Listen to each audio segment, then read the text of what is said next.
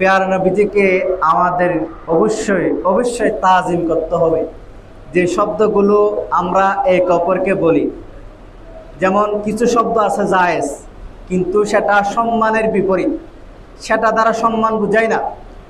আমরা জানি আমার আব্বা, এটা হচ্ছে আমার মায়ের স্বামী। আমার আব্বাকে কি আমরা মায়ের স্বামী বলে ডাকি? না। কেন? এটা সম্মানের সাথে যায় না। সেজন্য রসুলের শানে যখন আমরা শব্দ ব্যবহার করব, এমন শব্দ ব্যবহার করা যাবে না যে শব্দগুলো দুনিয়াবি বিভিন্ন সময় আমরা বলি যে নেতা বললে নেতার অনেক খাসলত রয়েছে, বৈশিষ্ট্য রয়েছে যেগুলো খারাপ। সেজন্য রসুলের বেলায় আমরা নেতা শব্দটা বলি না। কেন?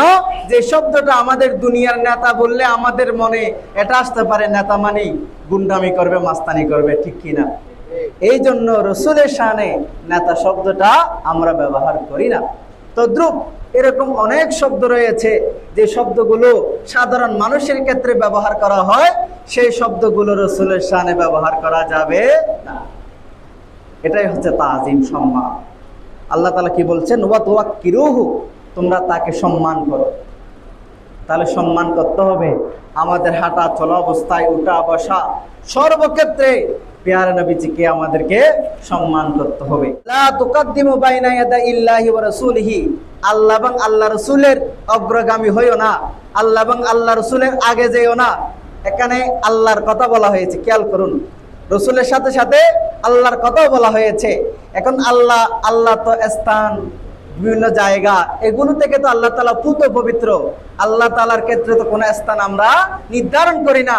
এখানে আল্লাহ তাআলার দ্বারা উদ্দেশ্য হচ্ছে পেয়ারা নবীজিকে যখন আমরা সম্মান করব, তখন সেটা আল্লাহকে সম্মান করা হয়ে যাবে। সুবহানাল্লাহ।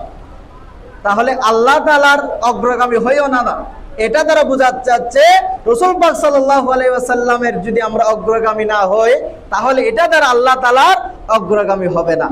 তাহলে আল্লাহকে যদি আমরা সম্মান করতে চাই, তাহলে রসুলের মাধ্যমে আমরা আল্লাহকে সম্মান করতে পারি। সুবহানাল্লাহ।